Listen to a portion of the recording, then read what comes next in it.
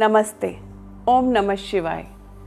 आज बात करते हैं कि आध्यात्मिक यात्रा की शुरुआत कैसे होती है, कैसे कोई प्रेरित होता है स्पिरिचुअल जर्नी के लिए। मैं आपसे अपने अनुभव शेयर करती हूँ। आध्यात्मिक यात्रा कोई तीर्थ यात्रा नहीं है। इसे यात्रा इसलिए बोलते हैं क्योंकि एक जर्नी है और जर्नी में हमें चलते रहना है। तीर्थ यात्रा में हम जाते हैं, हम माथा टेकते हैं, मन्नतें मांगते हैं, भगवान का शुक्राना करते हैं, पूजा अनुष्ठान ये सब करते हैं और वापस घर आ जाते हैं। चाहे हम साल में एक बार जाएं या 10 बार जाएं, लेकिन वापस हमें अपने घर आना ही होता है। लेकिन जो आध्यात्मिक यात्रा होती है उसका मतलब है एक बार आपकी यात्रा शुरू हो गई तो उसकी कोई एंडिंग नहीं है, क्योंकि इसकी कोई डेस्टिनेशन ही नहीं है। ये एक जर्नी है और इस जर्नी का ही आनंद है। और एक बार ये यात्रा शुरू हो गई तो कभी रुकने नहीं वाली। आध्यात्मिक यात्रा एक बहुत ही गहन खोज है। अब किस चीज की खोज है? अपने अस्तित्व, मतलब हम कौन हैं, इसके रहस्य को जानने की और उस रहस्य के सत्य से जुड़ने का एक ये प्रयास है। और वो सत्य क्या है? वो सत्य परमात्मा है। हर व्यक्ति का मार्ग अलग हो सकता है, लेकिन ये जो यात्रा है वो अक्सर किसी ना किसी ट्रिगर से शुरू होती है। मतलब कि क्योंकि हम संसारिक वर्ल्ड में रहते हैं और संसारिक वर्ल्ड से जुड़े हुए हैं, और सडनली आप देखेंगे कि कोई इंसान सडनली स्पिरिचुअल टर्न कर गया, तो उसका मतलब है कि उसके जीवन में कुछ ऐसे अनुभव हुए हैं जिसके कारण उसकी चेतना शक्ति उसे अध्यात्म की तरफ ले गई है। उसके अंदर अध्यात्म की जागरूकता पैदा हुई है। लेकिन सबसे ज़्यादा जो ज़रूरी है वो है डिवाइन ग्रेस। जब तक भगवान ना चाहें तो इंसान भगवान की तरफ नहीं बढ़ सकता है। तो कहते हैं कि स्पिरिचुअल जर्नी भी आपकी तभी शुरू होती है जब भगवान खुद चाहते हैं कि आप इस पथ पे चलें।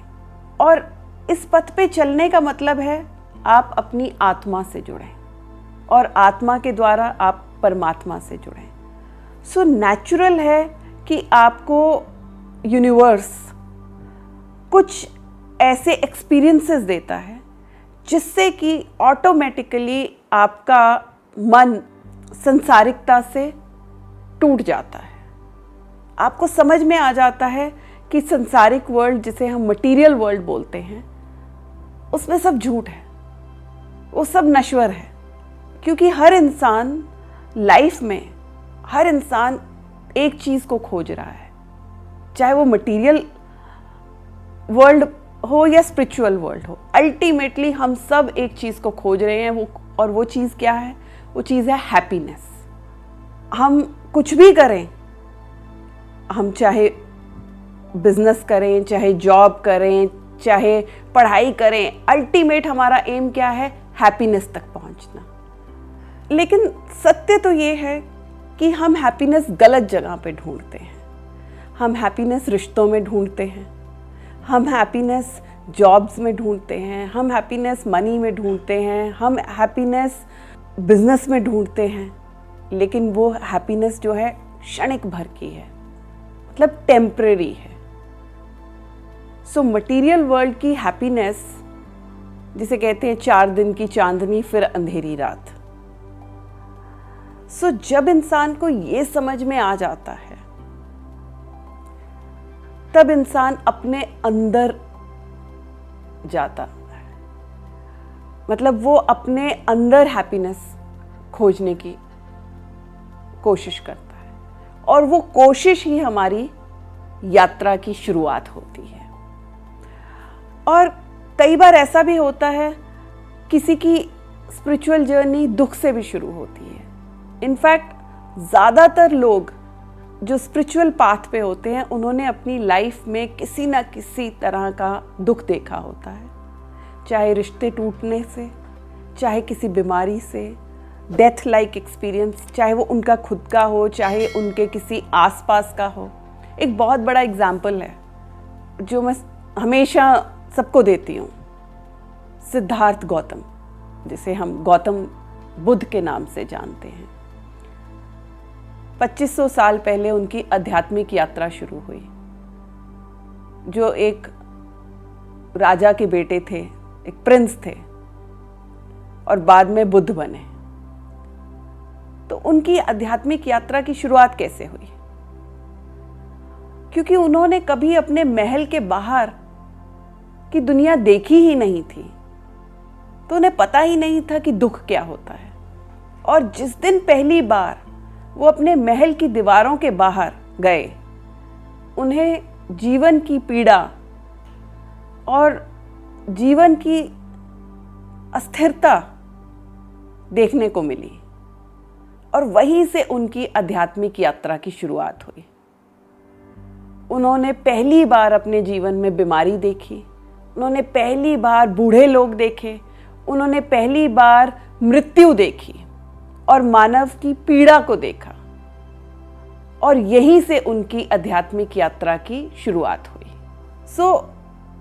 आध्यात्मिक यात्रा हमारी एक्सपीरियंसेस जो हमारे संसारिक वर्ल्ड में होते हैं, हमारे रिश्तों से जो डिसअपॉइंटमेंट्स होती हैं या जो दुख होते हैं, उनसे शुरुआत होती है। क्योंकि कहीं ना कहीं जाकर हम मटेरियल वर्ल्ड की जो माया, जो झूठ है, उसको समझ लेते हैं। जब हम ये समझ लेते हैं कि जिस वर्ल्ड में हम ऑपरेट कर रहे हैं वो झूठा है, तब हम सच्चाई की खोज की तरफ जाते हैं। एक और एग्जाम्पल, भगवद गीता। अब भगवद गीता में अर्जुन को युद्ध के मैदान में आध्यात्मिक जागृति का अनुभव होता है। भगवद गीता का जो फर्स्ट चैप्टर है, जो अर्जुन अषाद योग है, अषाद माने डिप्रेशन। अर्जुन महाभारत के युद्ध में डिप्रेशन में चला जाता है, और डिप्रेशन का कारण क्या है? क्योंकि उसके सामने उसके प्रियजन हैं जिनसे उसको युद्ध करना है, और वो श्री कृष्ण को बोलता है कि मैं अपने प्रियजनों के साथ, मैं अपने रिश्तेदारों पे कैसे वार कर सकता हूँ। तो वो बहुत ज़बरदस्त स्ट्रेस में चला जाता है, और श्री कृष्ण भगवद गीता के, जो भगवद गीता में श्री कृष्ण उपदेश देते हैं, उस उपदेश से श्री कृष्ण अर्जुन को उस दुख से बाहर लाते हैं, और यहीं से अर्जुन की आध्यात्मिक जर्नी की शुरुआत होती है। आध्यात्मिक जागृति आध्यात्मिक शिक्षाओं से, या धर्म ग्रंथ पढ़ने से, या आध्यात्मिक लोगों के सत्संग से, उनसे जो हमें प्रेरणा मिलती है, उससे भी हमारे अंदर एक जागृति हो सकती है।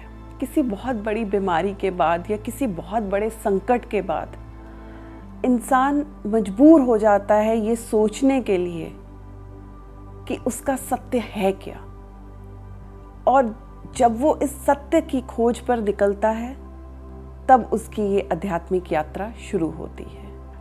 इतिहास में बहुत सारे ऐसे एग्जाम्पल्स मिलेंगे। जितने भी स्पिरिचुअल मास्टर्स हैं, उन सब की आध्यात्मिक यात्रा किसी न किसी दुख के कारण शुरू हुई। जैसे कि श्री रमन महर्षि, 16 वर्ष की उम्र में एक ऑलमोस्ट डेथ लाइक एक्सपीरियंस उनके साथ हुआ। वैसे ही स्वामी विवेकानंद, जो बहुत ही छोटी उम्र में उन्होंने जो पॉवर्टी देखी बंगाल में, और उस टाइम देश आज़ाद भी नहीं था, जो उन्होंने संकट देखे लोगों के, उससे उनका मन और उनकी आत्मा बहुत भर गई, और वहीं से उनकी आध्यात्मिक यात्रा की शुरुआत हुई। एक चीज़ मैं अक्सर सोचती हूँ कि आज से 100 साल पहले, या समझ लो आज़ादी से पहले, इतने संत महात्मा, इतने आध्यात्मिक लोग हुआ करते थे, अब आज के टाइम में अगर आप ढूंढने भी चलो तो भी आपको आसानी से कोई आध्यात्मिक, एक सच्चा आध्यात्मिक इंसान नहीं मिलेगा। उसके पीछे कारण भी यही है, क्योंकि जैसे जैसे मटीरियलिस्टिक वर्ल्ड बढ़ता चला गया, वैसे वैसे लोगों के अंदर आध्यात्मिकता का लेवल कम होता चला गया। अब एक एग्जाम्पल बाइबल में भी मिलता है। बाइबल में मूसा को जलती हुई झाड़ी का सामना करने पर आध्यात्मिक जागृति का अनुभव हुआ। मतलब उसको, लोगों को उस जलते हुए बंधन से बाहर निकालने के लिए जो अंदर से उसको प्रेरणा हुई, वहीं से उनकी आध्यात्मिक यात्रा की शुरुआत हुई। भारतीय दार्शनिक, योगी और आध्यात्मिक नेता श्री अरबिंदो घोष, उनकी आध्यात्मिक यात्रा जेल से शुरू हुई। उन्होंने अपनी बायोग्राफी में चर्चा की है कि कैसे उनको जेल के अंदर स्वामी विवेकानंद से प्रेरणा मिली। मतलब स्वामी विवेकानंद की टीचिंग्स को पढ़कर उनको अपनी आध्यात्मिक यात्रा की प्रेरणा मिली। एक बात जो कॉमन है वो ये कि स्पिरिचुअल जर्नी की शुरुआत इंसान की तभी होती है जब इंसान ये समझ जाता है कि मटेरियल वर्ल्ड में जो हैप्पीनेस है वो टेम्पररी है। और जब आप अपनी आध्यात्मिक यात्रा शुरू करते हैं तो सबसे पहले आपको अपने अंदर की कुछ ऐसी चीज़ें हैं जिनको जीतना होता है। वो क्या है? सबसे पहले काम, मतलब आपकी इच्छाएं, आपकी वासनाएं, आपको उस पे विजय प्राप्त करनी है। फिर क्रोध, अपने गुस्से पे आपको विजय प्राप्त करनी है। लोभ, लालच, मोह, ये सब जो मोह माया है, ये मेरा है, ये मेरा नहीं है। मद मतलब आपकी जो सोच है, आप में जो अभिमान है कि बस मैं हूं, मैं ही धनी हूं, मैं ही फेमस हूं, मैं ही सर्वशक्तिशाली हूं। ये जो मैं है ना, वो हमारे सबसे बड़े दुख का कारण है। और ये सभी 5 हमारे सबसे बड़े शत्रु हैं और इनको जीतना बहुत कठिन है। लेकिन एक बार जब आप मन बना लेते हैं तो आप अपनी अंदर की शक्ति से अपने इन शत्रुओं पर विजय प्राप्त कर लेते हैं। और यहीं से आपका आध्यात्मिक जन्म होता है। भले ही आपने भगवान को देखा हो, पर अगर आप अपने स्वयं को नहीं जानते, आपने अपने आप को नहीं देखा, तो आपकी ये यात्रा अधूरी है। भले ही कोई मिरेकल्स करता हो, चमत्कार करता हो, लेकिन वो अपने खुद को नहीं जानता, तो उसकी ये यात्रा अधूरी है।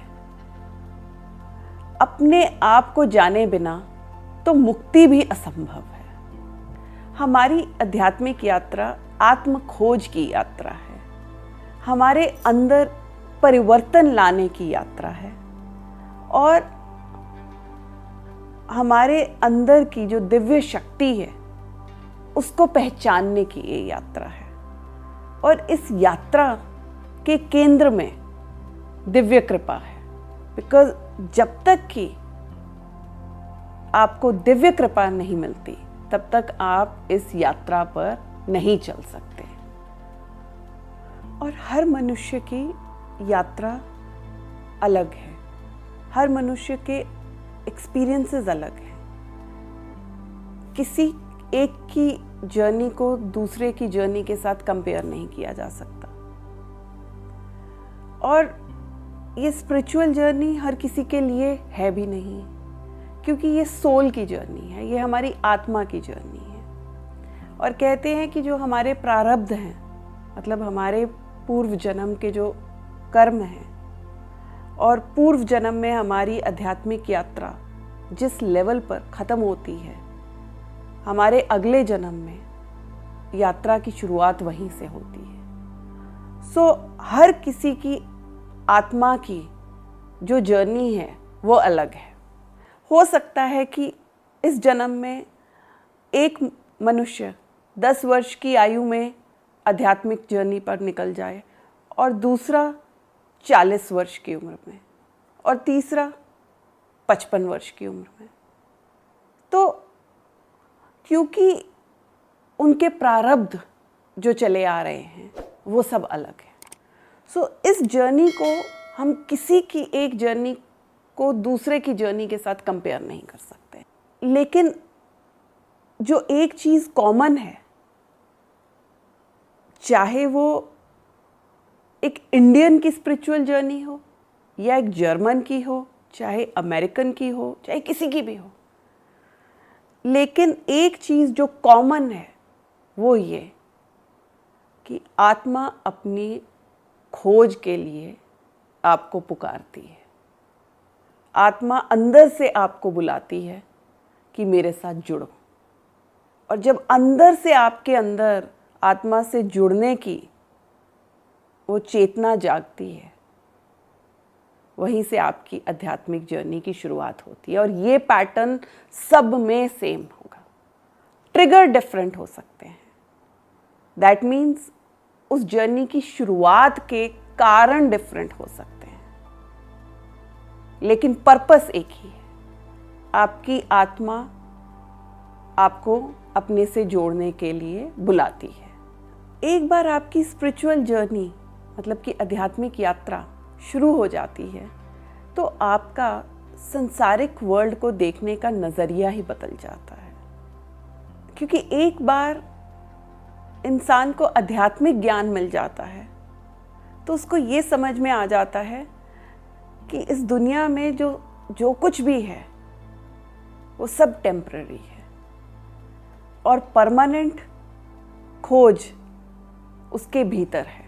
परमानेंट तक पहुंचने की खोज वो उसके भीतर है। तो वो बाहर सब कुछ खोजना बंद कर देता है और happiness, bliss, peace, calmness, love, ये सब जो हम बाहर खोजते हैं, एक आध्यात्मिक यात्रा पर चलने वाला इंसान वो सब अपने अंदर खोजता है। और इसीलिए इसे हमारी आंतरिक यात्रा, हमारी इनर जर्नी कहते हैं।